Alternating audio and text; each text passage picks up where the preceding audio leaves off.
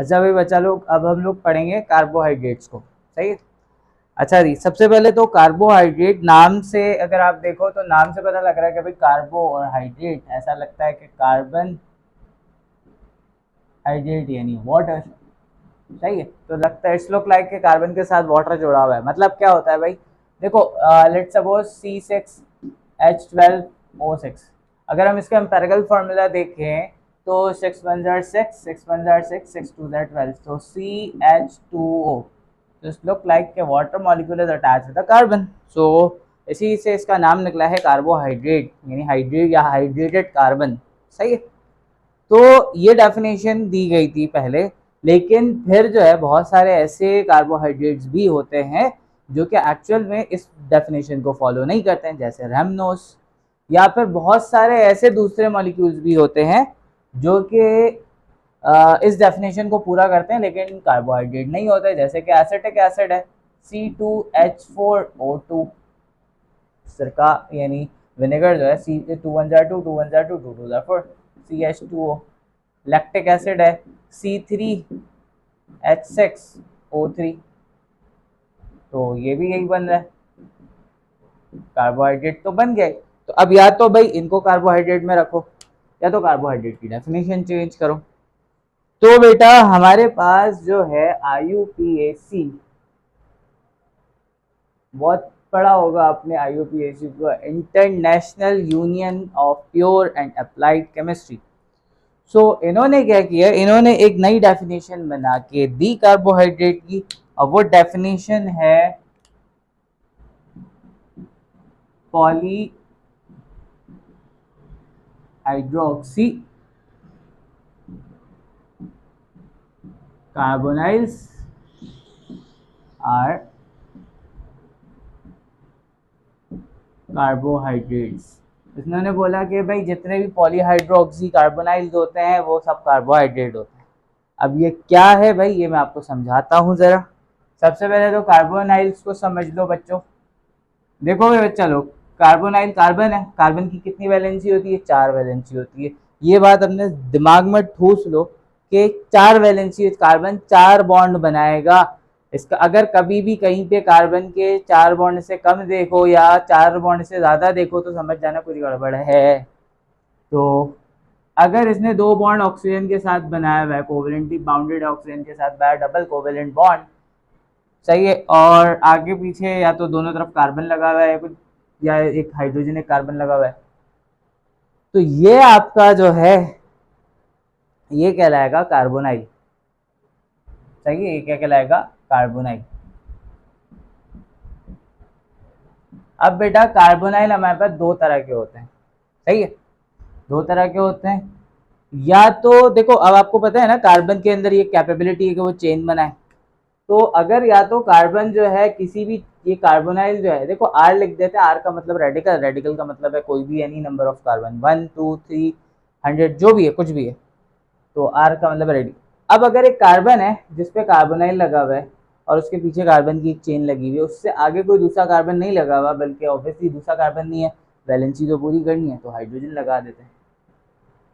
तो भाई अगर हम कहते हैं कि कोई कार्बन की चेन है और उस कार्बन की चेन के पहले कार्बन पे कार्बोनाइल लगा हुआ है, तो ऐसा कार्बोनाइल जो है वो एल्डिहाइड कहलाता है। सही है। अच्छा, अब आप ये सोचोगे अगर आखिरी पे लगा होगा सर, तो आखिरी वाले को हम पहला बोल देंगे, तो हमेशा पहला ही कार्बोनाइल हमेशा पहले ही रहेगा।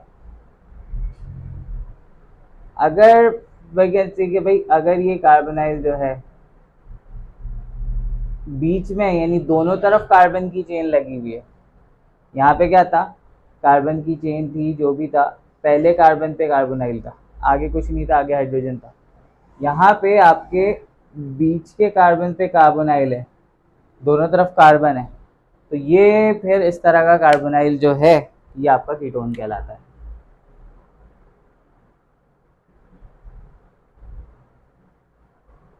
सही है, क्या कहलाएगा, कीटोन कहलाएगा। तो इसी डेफिनेशन को अब हम ऐसा भी लिख सकते हैं ना, पॉली हाइड्रोक्सी एल्डिहाइड या फिर poly hydroxy ketones are carbohydrate. तो दोनों बातें सही है, या तो ये कह लो या तो ये कह लो। सही है, हो सकता है मोस्ट प्रोबेबली आपने ये वाली डेफिनेशन पढ़ी होगी बुक्स के अंदर। तो ज़रा बुक्स में ये भी लिखी होती है, ज़्यादातर यही होती है। अब थोड़ा सा पॉलीहाइड्रोक्सी को समझते हैं भाई। एक चेन बनाते हैं यहाँ पे, एक चेन ये आ गई, एक और चेन बना देता हूँ सामने, एक ये चेन ये आ गई। ये दोनों 6-6 कार्बन वाली चेन है। सही है, इस पे कार्बन यहाँ पे लगा दिया कार्बोनाइल, इस पे इधर लगा दिया कार्बोनाइल। तो ये क्या है, पहले कार्बन पे कार्बोनाइल लगा हुआ है, एल्डिहाइड है। सही है, अब 3 बॉन्ड तो बने हुए ना, एक और बॉन्ड कंप्लीट करना है, हाइड्रोजन लगा दो।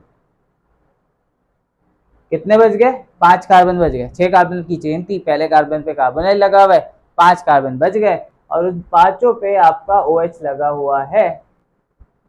सही है, अगर उन पांचों पे OH लगा हुआ है तो दैट मीन कि ये हमारे पास जो है पॉलीहाइड्रोक्सी कहलाएगा। पॉलीहाइड्रोक्सी, हाइड्रोक्सी यानी हाइड्रोक्सी OH। तो एक चेन थी जिसमें कार्बोनाइल की चेन थी, वर्ल्डिहाइड था, और उसके सारे कार्बन पे जो है ना क्या लगा हुआ था, OH लगा हुआ था, तो ये पॉलीहाइड्रोक्सी हो गया।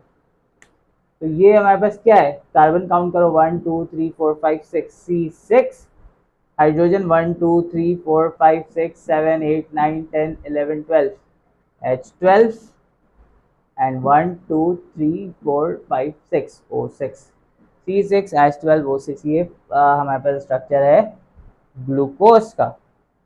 ठीक है, फिर ये कीटोन था, पहले कार्बन पे तो नहीं, लेकिन दूसरे कार्बन पे कार्बोनाइल लगा हुआ है, तो बाकी पे OH लगा दो। पहले पे लगाया, पहले पे वैलेंसी पूरा करने के लिए H लगा दिया, यहाँ पे H लगाने की ज़रूरत नहीं है। सब में मैंने क्या लगा दिया, OH लगा दिया, तो ये बन गया पॉलीहाइड्रोक्सी कीटोन बन गया। ये भी 6 कार्बन वाला C6H12O6, ये है मेरे पास फ्रक्टोज। तो ये होती है कार्बोहाइड्रेट की डेफिनेशन। ठीक है बेटा, तो आई डू होप डेफिनेशन समझ आ गई होगी। अब हम बात करेंगे इसकी क्लासिफिकेशन की। तो ज़रा इसको मिटा देता हूँ। देखो भाई बच्चा लोग, हम जो है ये जो हमारे पास कार्बोहाइड्रेट होता है ना, हम इसको यूजुअली शुगर मानते हैं। तो जो हमारे पास कार्बोहाइड्रेट का जो सिंगल मॉलिक्यूल होता है, हम उसको सैकराइड्स कहते हैं। सैकराइड्स यानी शुगर, शुगर का मतलब होता है स्वीट इन टेस्ट। तो इस बिहार पे हमारे पास 3 ग्रुप्स बनते हैं। मोनोसैकेराइड होता है, सही है, बल्कि इसको मैं ज़रा यहाँ पे कंपैरिजन करके दिखाता हूँ आपको। Monosaccharide is a single unit, सही है, ये सिंपल शुगर होता है। इसको फर्दर हाइड्रोलाइज नहीं किया जा सकता, इसको मजीद तोड़ोगे तो टूटने के बाद फिर वो कार्बोहाइड्रेट नहीं रहेगा, तो it can not be further hydrolyse. This is the smallest unit. अब एक से ज़्यादा अगर होगा, एक से ज़्यादा क्या होता है, 2, कम से कम 2, या ज़्यादा से ज़्यादा 10, तो वो आपका वो आपका ओलिगोसैकेराइड कहलाएगा। यानी कम से कम जो है 2 और ज़्यादा से ज़्यादा 10। इसको तोड़ेंगे तो 2, कम से कम 2 या ज़्यादा से ज़्यादा 10 मोनोसैकेराइड तो मिलेगा। पॉलीसैकेराइड में मिनिमम 11 और मोर मोनोसैकेराइड होते हैं। 11 क्यों बेटा, क्योंकि 10 तक तो ओलिगोसैकेराइड है ना, और 10 के बाद जो है 11 होता है, तो कम से कम 11, और 11 के बाद जितने भी हो सकते हैं वो पॉलीसैकेराइड है। अब आपके जहन में क्वेश्चन ये आ रहा होगा कि हम ओलिगोसैकेराइड को 10 तक ही क्यों काउंट कर सकते हैं, 11 क्यों नहीं, 12 क्यों नहीं, या 8 क्यों नहीं? उसकी वजह है, उसकी वजह सॉल्युबिलिटी। देखो भाई, जो हमारे पास मोनोसैकेराइड है ना, ये होता है सॉल्युबल,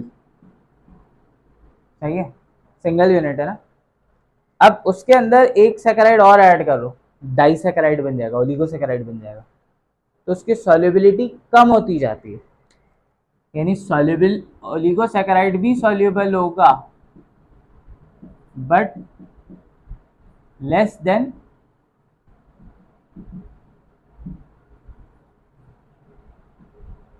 मोनोसैकेराइड। कुछ बुक्स में लिखा होता है कि पार्शियल सॉल्युबल है, तो ये अच्छा देखो, सॉल्युबल लेस देन सॉल्युबल का क्या मतलब होता है कि ये फॉरेन डिजोल्व हो जाएगा, ये फॉरेन डिजोल्व नहीं होगा, नहीं ऐसा नहीं। ये होता है पार्टिकल्स पर एमएल। पार्टिकल्स पर एमएल मतलब मैं आपको समझाता हूँ बेटा, आसान अल्फाज में समझाता हूँ, बहुत वो कोई टेक्निकल जो है ना टर्म यूज नहीं करता। एक मैंने 2 गिलास पानी के लिए, सही है, 2 गिलास पानी के लिए दोनों में एक जैसा पानी भर दिया, यानी इक्वल दोनों गिलास को भर दिया। अब मैंने लेट से वो मोनोसेकेराइड लिया, 5 चमचा मोनोसेकेराइड डाल दिया 1 गिलास में, वो डिजोल्व हो गया। लेकिन ओलिगोसेकेराइड लिया और अब वो 5 चमचे डालूंगा, तो वो 2 चमचा डिजोल्व हो गया, 3 डिजोल्व हो गया, लेकिन पूरे 5 डिजोल्व नहीं होगा क्योंकि उसकी सॉल्युबिलिटी इससे कम। तो इसके ज़्यादा पार्टिकल्स जितने एमएल में डिजोल्व हो सकते हैं, उतने पार्टिकल इसके सेम एमएल में डिजोल्व नहीं हो सकते। लेट सपोज 100 ml वाटर में इसके, सिर्फ समझाने के लिए बता रहा हूँ, 100 ml वाटर में इसके 1 लाख पार्टिकल डिजोल्व हो सकते हैं। तो इसका मतलब है 100 ml वाटर में ये भी सॉल्युबल है, लेकिन इसके 1 लाख पार्टिकल डिजोल्व नहीं हो सकते। लेट सपोज 50,000 डिजोल्व हो सकते हैं, सही है। तो इसका मतलब है सॉल्युबिलिटी उसके मुकाबले में थोड़ी सी कम है। तो जितने नंबर ऑफ सैकराइड बढ़ते जाते हैं, सॉल्युबिलिटी कम होती जाती है। जस्ट लाइक के आपका डाइसैकेराइड है, 2 मोनोसैकेराइड है, तो उसकी सॉल्युबिलिटी कम है, उससे भी कम उसकी होगी जिसमें 6 मोनोसैकेराइड होंगे, उससे भी कम उसकी होगी जिसमें 8 होंगे, और 10 वाले की सबसे कम होगी, लेकिन सॉल्युबल फिर भी होगा। लेकिन जैसे 11वां मोनोसैकेराइड जुड़ेगा तो वो इनसॉल्युबल हो जाएगा, फिर हम कहेंगे कि ये पॉलीसैकेराइड है। समझे कि 11वें पे ही क्यों हम इसको पॉलीसैकेराइड बोल रहे हैं, तो ये होता है इनसॉल्युबल। तो सॉल्युबिलिटी पे डिपेंड करता है इसका टेस्ट। तो टेस्ट इसका जो होता है वो स्वीट होता है, ये भी स्वीट होता है, सबसे ज़्यादा स्वीट मोनोसैकेराइड होता है, उससे कम ये होता है, और ये टेस्टलेस होता है। टेस्टलेस भाई इसलिए है क्योंकि डिजोल्व तो हो नहीं सकता ये। तो जब हम इसको खाते हैं तो हमारे सलाइवा के अंदर जो चीज़ डिजोल्व होती है, टंग हमारा उसी को सेंस कर सकता है। तो ये हमारे सलाइवा के अंदर जो है बेटा डिजोल्व नहीं हो पाता, तो हमारा टंग इसको सेंस भी नहीं कर पाता जब ये टेस्टलेस होता है, सही है। अच्छा, अब एक और इम्पॉर्टेंट चीज़ ये है कि मोनोसैकेराइड जो होता है ज़्यादातर सारे के सारे रिड्यूसिंग होते हैं,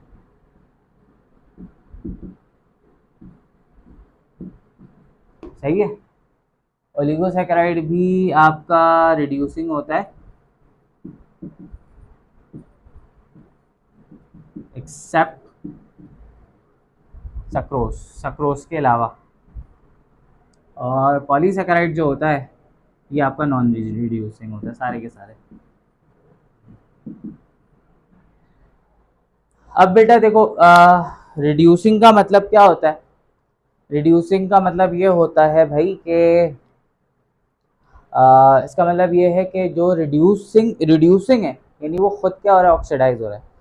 सिंपल वर्ड्स के अंदर जो भी केमिकल, जो भी मॉलिक्यूल अगर वो हाइड्रोजन डोनेट कर देता है, लॉस कर देता है हाइड्रोजन, हाइड्रोजन में इलेक्ट्रॉन प्रोटॉन होता है ना, या आपके कहीं पे लिखा होता है लॉस ऑफ इलेक्ट्रॉन प्रोटॉन या loss of hydrogen is oxidation, and gain of hydrogen या gain of electron proton is reduction.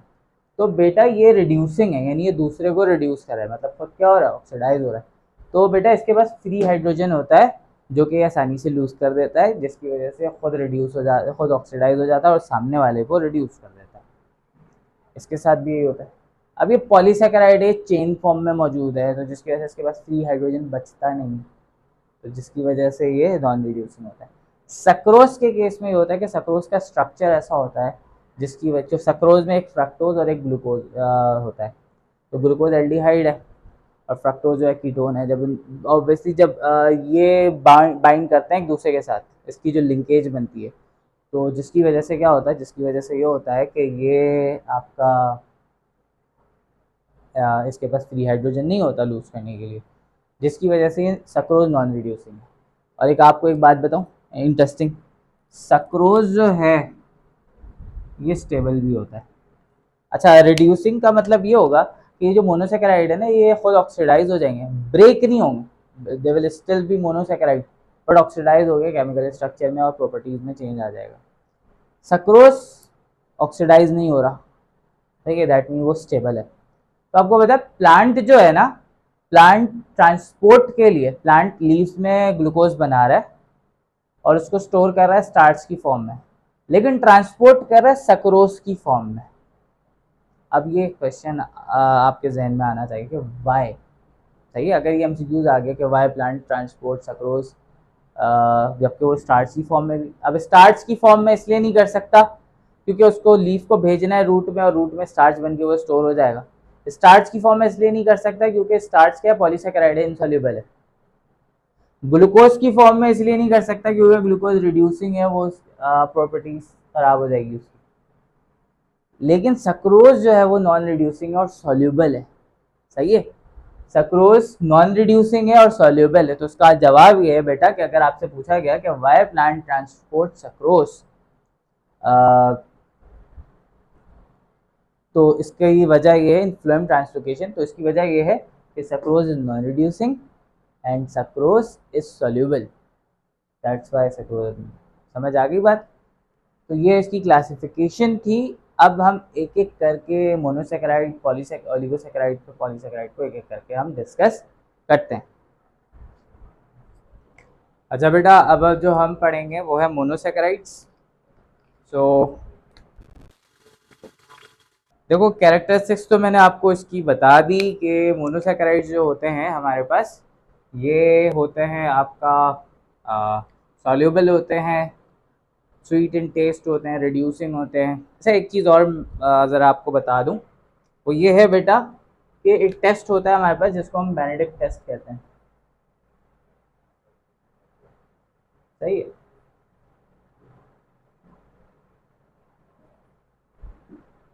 ये यानी हमारे पास बेनेडिक्ट रिएजेंट जब हम शुगर का सॉल्यूशन बना के डालते हैं, तो अगर ये रिएजेंट जो है ये अपना कलर रेड शो कर दे तो इसका मतलब है रिड्यूसिंग शुगर था, सही है। और अगर नहीं होता, कलरलेस रहता है, चेंज नो चेंज होता है, तो इसका मतलब है नॉन रिड्यूसिंग। ये याद रखना। अच्छा जी, तो बात करते हैं मोनोसेकेराइड्स की। तो क्लासिफिकेशन से शुरू करते हैं बेटा। मोनोसेकेराइड को जो है दो ग्रुप्स में क्लासिफाई किया जाता है। एक होता है हमारे पास एल्डोस, देखो ओस का वर्ड आ जाता है कि जब जो है ना शुगर हो, और एक होता है कीटोस, ओस हम सफिक्स लगाते हैं कार्बोहाइड्रेट्स के लिए। Aldose is polyhydroxy aldehyde and ketose is polyhydroxy ketone, ठीक है बेटा। अच्छा, अब इसको नंबर ऑफ कार्बन के बेस पे भी क्लासिफाई किया जाता है। नंबर ऑफ कार्बन के बेस पे कैसे क्लासिफाई करते हैं बेटा? अगर हमारे पास तीन, कम से कम तीन कार्बन तो होते हैं, सही है, तो हमारे पास C3H6O3 ये बनता है, और इसके अंदर हमारे पास, इसको हम कहते हैं ट्रायोस शुगर, सही है, इसको हम ट्रायोस कहते हैं। तो ट्रायोस की जो एग्जाम्पल है ट्रायोस एल्डो, अब हमारे पास इसके अंदर एल्डोस शुगर भी होगा, एल्डो ट्रायोस होगा, और कीटोस भी होगा जिसको हम कीटो ट्रायोस बोलेंगे, सही है। तो एल्डो ट्रायोस की एग्जाम्पल में है हमारे पास ग्लाइसर एल्डिहाइड और डाईहाइड्रोक्सी एसीटोन, जो है वो कीटोस ट्रायोस की एग्जाम्पल में कीटो ट्रायोस डाईहाइड्रोक्सी एसीटोन, और एल्डोस जो है वो ग्लाइसर एल्डिहाइड। मैं यहाँ लिख देता हूँ, ग्लाइसर एल्डिहाइड, और ये है डाई हाइड्रोक्सी एसीटोन। ये फिजिकली एग्जिस्टिंग नहीं होते बट दे आर जो है इंटरमीडिएट ऑफ डिफरेंट रिएक्शंस। फिर उसके बाद अगर हम बात करते हैं C4H8 and O4 की, ये हमारे पास होता है टेट्रोस।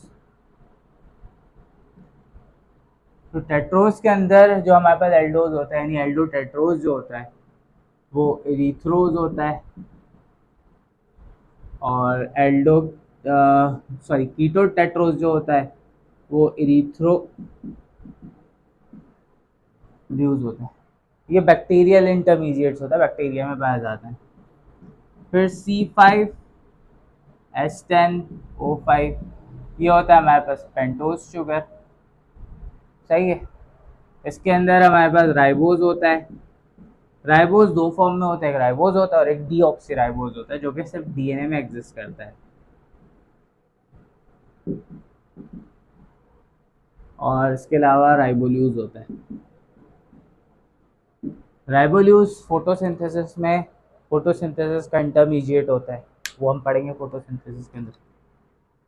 राइबोल्यूज जो होता है डीऑक्सी राइबो, ये डीएनए और आरएनए का पार्ट होता है। फिर हमारे पास हेक्सोज शुगर होता है।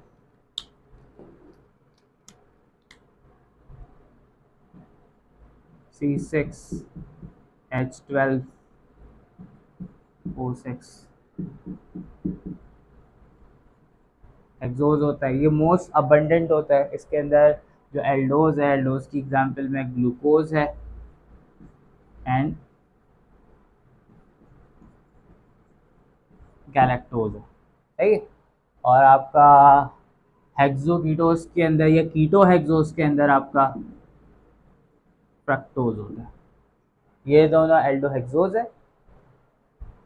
फिर उसके बाद C7H14 एंड O7 ये होता है हेप्टोज, सही है। इसकी एग्जांपल में ग्लूकोहेप्टोज एंड सीडो हेप्टोल्यूस, ये एग्जांपल है। सही है। खैर आपको ये इतनी ये याद, बस ये पढ़ लेना, पढ़ते पढ़ते याद हो जाए तो अच्छी बात है। इसके बाद टाइम ज़ाया करने की ज़रूरत नहीं है इन एग्जाम्पल्स के ऊपर, सही है। अब हम बात करते हैं बेटा स्ट्रक्चर की। तो लेट्स टॉक अबाउट स्ट्रक्चर।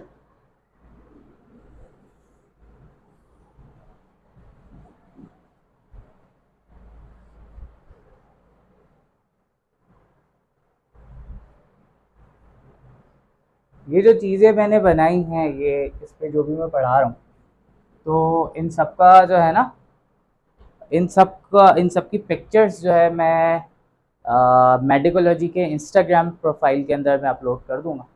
वहाँ से आप इसको जो है डाउनलोड कर सकते हो, देख सकते हो। इन केस आप खुद भी स्क्रीनशॉट ले सकते हो। अच्छा जी, मोनोसेकेराइड के स्ट्रक्चर की बात करते हैं बेटा। दिस इज मोस्ट इम्पॉर्टेंट, वो बहुत ज़्यादा इंपॉर्टेंट है स्ट्रक्चर से रिलेटेड। वो ये है बेटा कि जब हमारे पास ये जो है चेन फॉर्म में होता है, क्रिस्टलाइन होता है, तो ये होता है चेन फॉर्म में।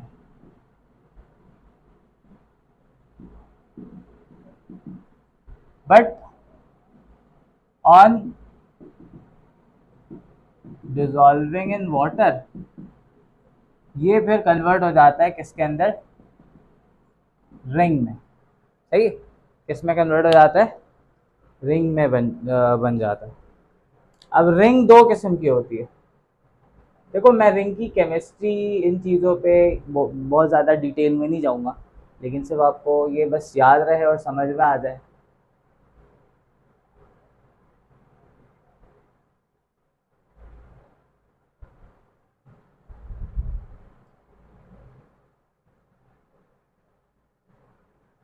अच्छा भाई, ये दो किस्म की रिंग है, सॉरी। एक है हमारे पास पायरानोज रिंग,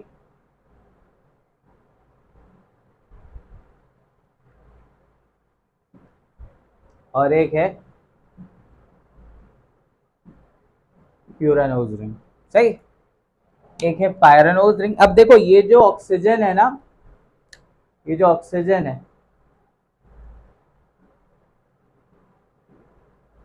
ये ऑक्सीजन किसका है पता है, ये ऑक्सीजन होता है कार्बोनाइल का, सही है। अच्छा, अब बेटा हमारे पास ये जो पायरन, इसको थोड़ा सा इसका इन रिंग्स का जरा पोस्टमार्टम करते हैं, समझते हैं जरा इसको। ये कार्बोनाइल है ना, रिंग कैसे बनती है मैं एक चीज समझाता हूँ। ये कार्बन है, ये कार्बन की चेन है, ये 6 कार्बन की चेन है। आई वांट कि यार ये रिंग में कन्वर्ट हो जाए। तो रिंग का मतलब है रिपीट, यानी साइकिल में, यानी अगर मैं इसका बॉन्ड इसके साथ बना दूंगा, क्या हो जाएगा, ये रिंग में बन जाए, कन्वर्ट हो जाएगी। सही हो गई ना रिंग। तो बेसिकली होता ये है कि ऑब्वियसली किसी दो चेन के किसी दो एटम को जो है ना एक साथ इनकॉर्पोरेट होना पड़ता है। पायरानोज रिंग जो है, सबसे पहले तो ये बनती किसमें, जो पायरानोज रिंग बनती है ये बनती है आपकी जो है एल्डोहेक्सोज में, यानी ग्लूकोज में और गैलेक्टोज। फ्यूरानोज जो बनती है ये एल्डोपेंटोस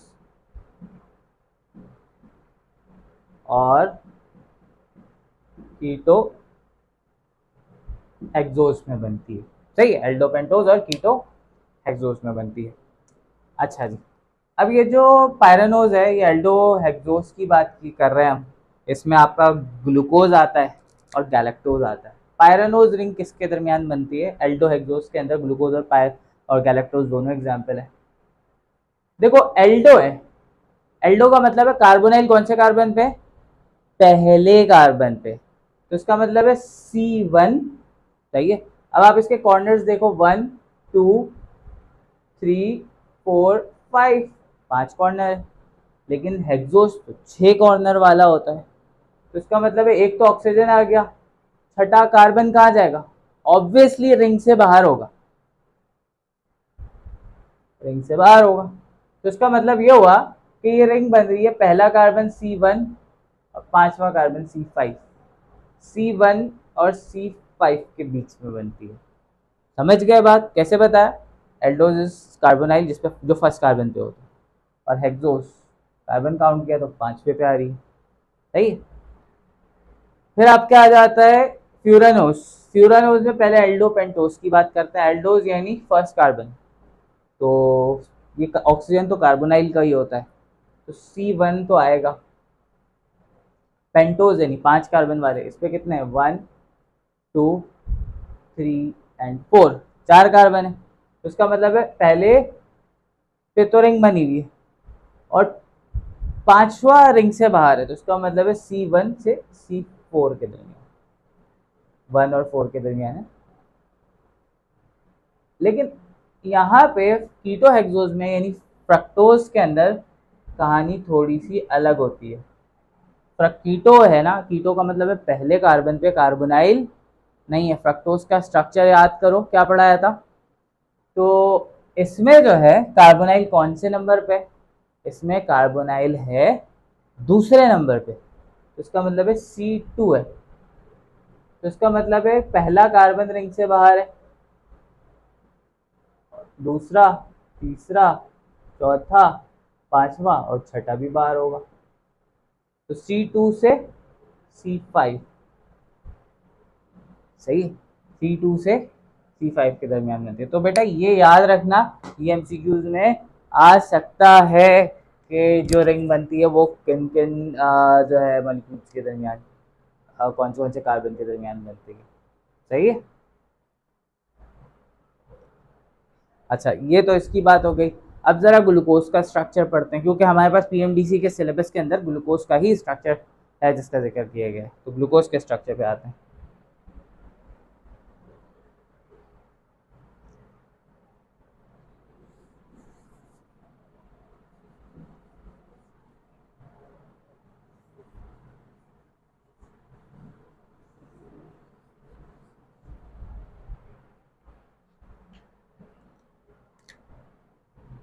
देखो भाई, मैं यहाँ पे चेन बना रहा हूँ ग्लूकोज की।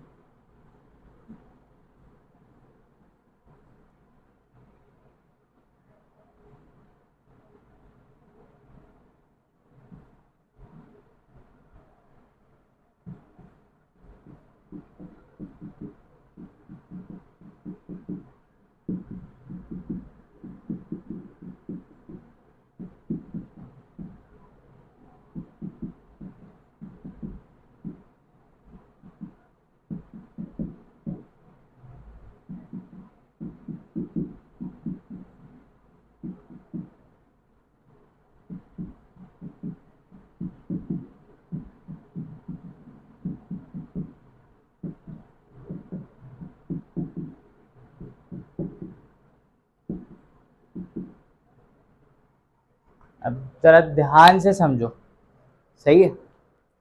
अब क्या होता है जब आप डिजोल्व करते हो पानी को, तो ये बेटा ये जो डबल बॉन्ड है ना, ये इसका टूटता है, सही है। क्या हो जाता है, टूट जाता है। अब ऑब्वियसली जब ये टूट जाएगा तो क्या होगा, देखो भाई कार्बन को चाहिए होता है 4 बॉन्ड, ऑक्सीजन टूट गया बीच से, सही है। ऑक्सीजन की एक वैलेंसी हो गई है खाली। ऑक्सीजन जब टूटता है तो इलेक्ट्रॉन लेके टूटता है, सही है। अब क्या होता है बेटा, अब होता ये है कि इसके ऊपर आ गया पॉजिटिव चार्ज। अब क्या होता है बेटा यहाँ पे, सही समझना, रिंग बनानी है। क्या बनानी है, रिंग। तो रिंग पहले और इस दूसरे के दरमियान तो बन नहीं सकती, क्योंकि भाई रिंग कैसी होगी, और ऑलरेडी बाउंडेड है। तीसरे के दरमियान बन सकती है, बट ऑब्वियसली बहुत छोटी रिंग होगी, क्योंकि बेटा देखो रिंग जितनी छोटी होगी, ये रिंग जितनी छोटी होगी, हिंड्रेंस यानी इन स्टेरिक हिंड्रेंस हमारे पास एक चीज़ होती है, यानी ये जो बल्की ग्रुप होता है, ये OH जो होता है, ये क्या करेगा, रिपेल करेगा, जो है ये रिपल्जन कॉज करेगा, यानी ये जो है एक तरह का फोर्स लगाएगा, तो जिसकी वजह से रिंग टूटने का खतरा ज़्यादा होता है। तो ये कोशिश करेगा कि सबसे दूर जो कार्बन है, अब सबसे दूर तो ये कार्बन नंबर 6 है, तो इससे OH नहीं ले सकता। इसलिए नहीं ले सकता क्योंकि इसके बाद 2 हाइड्रोजन है। इससे विड्रॉ करने की कोशिश हाइड्रोजन को विड्रॉ कर देगा, तो जिसके बाद हाइड्रोजन के ऊपर भी पॉजिटिव चार्ज होगा, इस पर भी पॉजिटिव चार्ज, तो फायदा तो होगा नहीं कुछ। ये क्या करता है, इसके OH को, this is called penultimate carbon, सही है, this is called penultimate carbon. ये जो पेनल्टीमेट कार्बन है, इसके अंदर स्टेरिक हिंड्रेंस सबसे कम होती है। अब मैं बहुत ज़्यादा टर्म्स पे नहीं जा रहा, आपको भी ये स्टेरिक हिंड्रेंस विंड्रेंस याद रखने की ज़रूरत नहीं है एप्टीट्यूड के लिए ना, बस सिर्फ आपको मेन कॉन्सेप्ट समझा रहा हूँ, इसीलिए थोड़ी लंबी कर रहा हूँ, वरना आपको इतनी ज़्यादा चीज़ तो ऑब्वियसली क्योंकि स्ट्रक्चर बनाना थोड़ी है। ये क्या करेगा, ये इससे OH विड्रॉ कराएगा, इसका OH आ जाएगा यहाँ पे अटैच हो जाएगा, और ये ऑक्सीजन इसके साथ बॉन्ड बना लेगा, बॉन्ड बन गई, ऑक्सीजन पहले और इस कार्बन के साथ अटैच हो गया, तो ये एक रिंग बन गई। अच्छा, ये जो रिप्रेजेंटेशन है रिंग की, this is called fixture projection, सही है। इसको हम ऐसे भी ऑब्वियसली रिप्रेजेंट कर सकते हैं,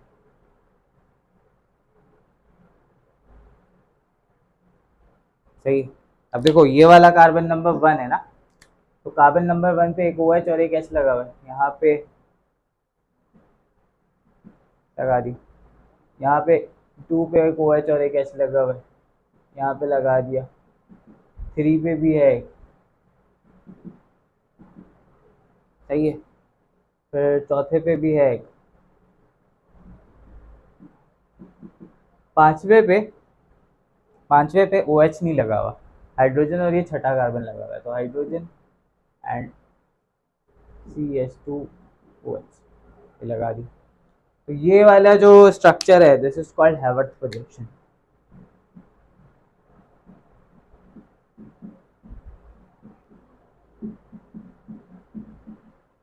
ठीक है भाई बेटा, तो भाई ये होता है इसका, है आगे से ये बात समझ में आ गई होगी आपको। अब जो है हम इसकी बात करते हैं, किसकी, अब हम बात करेंगे ज़रा इसके आइसोमेरिज्म की, स्टीरियो आइसोमेरिज्म, ग्लूकोज की स्टीरियो आइसोमेरिज्म की। ये मिटा रहा हूँ मैं,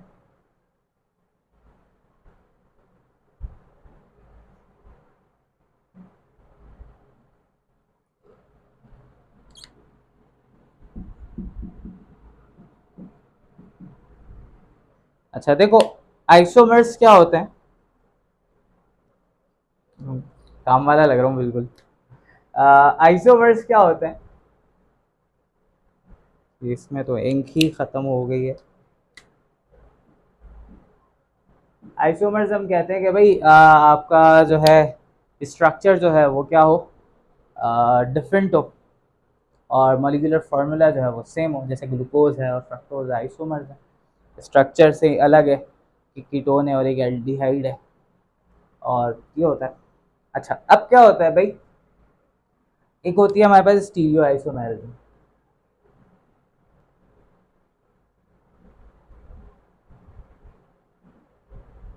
स्टीरियो आइसोमेरिज्म में 3D अरेंजमेंट को देखते हैं।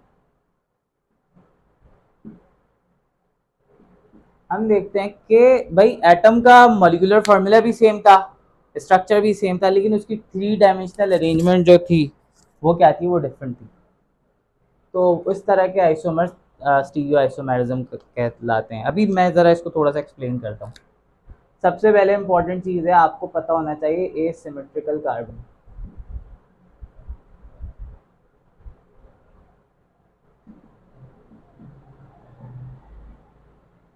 एसिमेट्रिकल या फिर इसको कायरल कार्बन भी बोलते हैं। आसान शब्दों में, अगर एक कार्बन है 4 बॉन्ड बना सकता है, उसमें चारों बॉन्ड जो है अलग अलग एटम से बनाए हुए हैं, तो वो कायरल है। अगर कोई डबल बॉन्ड बनाया हुआ है तो वो कायरल नहीं है, या कहीं पे कोई एटम रिपीट हो गया तो भी वो कायरल नहीं है, तो भी वो कायरल, डबल बॉन्ड बना हुआ है या फिर कोई रिपीट हो गया तो कायरल नहीं है। ग्लूकोज की बात करते हैं, ठीक है बेटा, हम बात करते हैं ग्लूकोज की। ग्लूकोज में देखो दोनों ग्लूकोज का स्ट्रक्चर है, सही है। मैं सिर्फ अभी इस क्योंकि आइसोमेरिज्म पढ़ानी है इसलिए मैं आपको, देखो ग्लूकोज का पहला कार्बन क्या कायरल कार्बन है, मैंने क्या बताया कि डबल बॉन्ड होगा तो कायरल कार्बन नहीं होगा, तो पहला कार्बन तो कायरल कार्बन नहीं। क्या आखिरी वाला है, आखिरी में हाइड्रोजन रिपीट हो गया, ये भी कायरल नहीं। अब बच गए ये, पहला और आखिरी कायरल नहीं है, ये बच गया, ये कायरल है। कैसे, आप बोल रहे होगे कि भाई इसमें भी तो आप देखो ना कि इसमें भी ऊपर कार्बन है नीचे कार्बन है, तो ये कहाँ से कायरल हुआ। नहीं, हम यहाँ पे क्या काउंट करेंगे, ये कार्बन है, एक हाइड्रोजन लगा हुआ है, एक ऑक्सीजन लगा हुआ है। अब इसके नीचे ये सिर्फ एक कार्बन को क्यों देख रहे हो भाई, ये पूरा मॉलिक्यूल देखो ना, एक ये मॉलिक्यूल है और ऊपर कौन सा लगा हुआ है, ऊपर ये लगा हुआ है, ऑब्वियसली ये कायरल है। फिर आगे क्या देखोगे, बाकी सबके साथ ऐसे ही है, इसके ऊपर ये 2 कार्बन लगा हुआ है, इसके नीचे ये 3 कार्बन है, कायरल है ये भी कायरल है, ये भी कायरल है, इसके ऊपर 3 कार्बन है नीचे 2, ये भी कायरल है। समझ आ रही है बात। तो ग्लूकोज के अंदर हम देखते हैं कि ग्लूकोज के कायरल कार्बन पे, ग्लूकोज के कायरल कार्बन पे H और OH की अरेंजमेंट को, डिफरेंट अरेंजमेंट को हम स्टीरियो आइसोमेरिज्म कहते हैं, ठीक है। तो हमारे पास 3 तरह के स्टीरियो आइसोमर्स होते हैं, एक होता है एनेंटियोमर्स, एक होता है एपीमर, और एक होता है डाई स्टीरियोमर्स, ठीक है बेटा। अब देखो एनेंटियोमर्स क्या होता है, समझाता हूँ। थोड़ा सा ज़रा एक चीज़, थोड़ी सी टेम्परिंग कर रहा हूँ इसकी।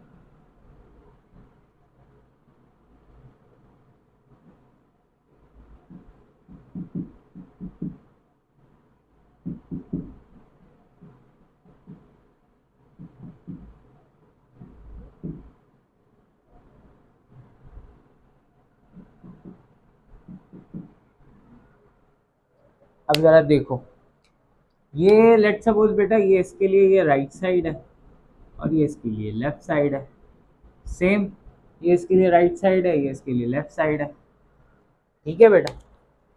अब आप कायरल को देखना सिर्फ इन दोनों, क्योंकि ये दो तो कायरल है ही नहीं, ये कायरल है ही नहीं। इसका ओ एच कहाँ लगा हुआ है, लेफ्ट साइड पे, इसका ओ एच कहाँ लगा हुआ है, राइट साइड पे, इसका ओ एच राइट पे, इसका लेफ्ट पे, इसका लेफ्ट पे, इसका राइट पे, इसका लेफ्ट पे, इसका राइट पे। तो अगर आप देखो ओ एच और एच दोनों की जो साइड है वो बिल्कुल अपोजिट है। अगर मैं इसको उठाकर इस पे रख दूं तो क्या होगा, इसका OH इसके साथ ओवरलैप नहीं करेगा, सुपर इम्पोज नहीं होंगे ये दोनों सुपर इम्पोज ना, ये कोई सा भी कार्बन का जो OH है वो किसी भी जगह पे सुपर इम्पोज नहीं हो रहा। सही है, किसी भी जगह पे जब सुपर इम्पोज नहीं हो रहा तो ये हमारे पास एनेंटियोमर्स कहलाते हैं। यानी अगर हम देखते हैं कि ऐसे स्टीरियो आइसोमर्स जिसके कायरल कार्बन पे H और OH इस तरह से अरेंज है कि वो एक दूसरे के ऊपर सुपर इम्पोज नहीं हो रहे, सही है, तो दैट मीन वो एनेंटियोमर है। तो सुपर इम्पोज नहीं हो रहा, इसका मतलब है ये मिरर इमेजेस है। सही है, क्योंकि मिरर इमेज में जब आप शीशे के सामने खड़े होते हो, आप शीशे को देखते हो, शीशा आपको देखता है, तो ऑब्वियसली जो आपका लेफ्ट होता है वो राइट बन जाता है, जो राइट होता है वो लेफ्ट बन जाता है। देखो हम दोनों आमने सामने खड़े होंगे ना, ये मेरे लिए राइट साइड है ना, तो ये आपके लिए लेफ्ट साइड होगा जब आमने सामने, यूँ सामने, सही है। लेकिन जब शीशे के सामने देखते हैं ना, तो शीशे के सामने अगर मैं ये वाला हाथ हिलाऊंगा तो वो भी यही वाला हाथ हिलाएगा, इधर इसी साइड वाला। या आसान अल्फाज में मैं अपना नाम अगर लिख देता हूँ HABIB, शीशे के सामने ये मिरर इमेज यूँ नजर आएगी, it will be like HA। अच्छा मेरे तो आसान सा नाम है I, और A और H ये तो बिल्कुल इस तरह से अपोजिट होता ही नहीं है, लेकिन खैर ये नज़र आएगा। इसको मैं मिरर पे देखूंगा तो मुझे ये नज़र आएगा, इसको मैं देखूंगा तो मुझे ये नज़र आएगा, सही है। तो मिरर इमेजेस होते हैं, एनेंटियोमर्स जो होता है वो एक दूसरे के मिरर इमेजेस होते हैं। अब उन्हीं एनेंटियोमर्स पे अगर हम देखेंगे कि बेटा देखो ग्लूकोज के अंदर कितने कायरल कार्बन है, 1 2 3 4, 4 है ना, तो इसका मतलब है 4 इंटू 4 16, तो ग्लूकोज के टोटल 16 एनेंटियोमर्स बन सकते हैं। तो सब चारों की अरेंजमेंट अलग तरीके से करेंगे, सही है, चारों की अरेंजमेंट क्या करेंगे, हम अलग तरीके से करेंगे। तो जिसकी वजह से क्या होता है, यानी एनेंटियोमर्स निकालने का फॉर्मूला हमारे पास यही होता है ना, N स्क्वायर। जो भी जितने भी कायरल कार्बन होते हैं उसको निकालो। तो ये पॉइंट याद रखना कि अगर MCQs में पूछा है क्या, how many enantiomers glucose can form, तो दैट इज 16। अच्छा फिर ज़रा यहाँ पे देखो, ये इसका पेनल्टीमेट सेकेंड लास्ट कार्बन है, इसका OH कहाँ है, L लेफ्ट साइड पे लगा हुआ है, तो ये कहलाता है लीवो ग्लूकोज या L ग्लूकोज, और इसका लगा हुआ है राइट साइड पे, तो ये कहलाता है डेक्स्ट्रो ग्लूकोज या डी ग्लूकोज, सही है। इससे फायदा क्या होता है, इससे फायदा ये होता है बेटा कि कोई ना कोई डायबिटीज का बंदा तो हो गई आपके घर में, जानने में कोई ना कोई, तो बेटा क्या होता है कि उनको हम आर्टिफिशियल स्वीटनर देते हैं, टेस्ट तो फील होता है लेकिन वो शुगर लेवल बढ़ाता नहीं है। हमारी बॉडी में जितने भी एंजाइम्स हैं ना वो सारे डेक्स्ट्रो ओरिएंटेड है। जैसे फॉर एग्जांपल अगर मैं आपको हाथ बढ़ाऊं इस हैंडशेक के लिए, तो आप भी अपना सीधा हाथ बढ़ाओगे तभी हैंडशेक हो सकता है, थम। अगर आप उल्टा हाथ बढ़ाओगे तो ऑब्वियसली नहीं हो सकता, नहीं होगा ना हैंडशेक, तो क्योंकि सिमेट्री मिलनी चाहिए, क्योंकि भाई साइड मिलना चाहिए। उसी तरह से हमारे एंजाइम्स जो होते हैं ना ग्लूकोज को डाइजेस्ट करने के लिए, मेटाबोलाइज करने के लिए, वो सारे डेक्स्ट्रो ओरिएंटेड होता है। ये उसके साथ मेटाबोलाइज, ये उसके एक्टिव साइड पे फिट ही नहीं हो पाता, जिसकी वजह से जब हम लीवो ग्लूकोज खाते हैं ना तो वो क्या होता है, वो अनडाइजेस्टेड, लेकिन टेस्ट इसका फील होता है। तो ये आर्टिफिशियल स्वीटनर बनाने में हेल्प करता है। समझ आ गई बात। अच्छा जी, इसके बाद बेटा अगर हम बात करें कि भाई ये सारे जो है, अगर लेट सपोज हमने चेक कर लिया कि हर जगह से सुपर इम्पोज नहीं हो रहा, यानी ये भी सुपर इम्पोज नहीं हो रहा, ये भी नहीं, ये भी नहीं, ये भी नहीं, तो इसका मतलब एनेंटियोमर है। लेकिन हमें जो है हर जगह से सुपर इम्पोज नहीं हो रहा, सिर्फ एक जगह पे सुपर इम्पोज हो गया, किसी भी एक जगह पे, जैसे ये OH राइट पे लगा हुआ है, इसका भी OH राइट पे लगा हुआ है, तो अगर एक जगह से सुपर इम्पोज हो गया बाकी कहीं से नहीं हो रहा तो वो एपीमर कहलाएगा, सही है। अगर एक जगह से सुपर इम्पोज हुआ बाकी कहीं से नहीं हुआ तो वो क्या कहलाएगा, एपीमर कहलाएगा। और अगर एक से ज्यादा जगह से सुपर इम्पोज हो रहा है तो वो डाइस्टीरियोमर कहलाएगा। सोचना जरा इसको, अगर देखो सारे सारे कायरल कार्बन सुपर इम्पोज हो गए तो इसका मतलब है वो तो आइसोमर्स ही नहीं है। लेकिन अगर सारे सुपर इम्पोज नहीं हो रहे तो क्या मतलब है, सबके ओ एच और एच सुपर इम्पोज नहीं हो रहे एक दूसरे के साथ, तो वो एनेंटियोमर है। और अगर सारे हो रहे सिर्फ एक जगह से सुपर इम्पोज नहीं हो रहा तो वो एपीमर है। और अगर एक से ज़्यादा जगह पे सुपर इम्पोज हो रहा है तो सुपर हो रहा है तो वो हमारे पास डाइस्टीरियोमर्स कहलाता है। सही है, कोई भी सुपर इम्पोज नहीं हो रहा एनेंटियोमर है, एक हो रहा है बाकी सारे नहीं हो रहे एपीमर है, एक से ज़्यादा हो रहे हैं तो डाइस्टीरियोमर। सही है। तो this is all about monosaccharide. अब हम स्टार्ट करेंगे बेटा ओलिगोसेकेराइड।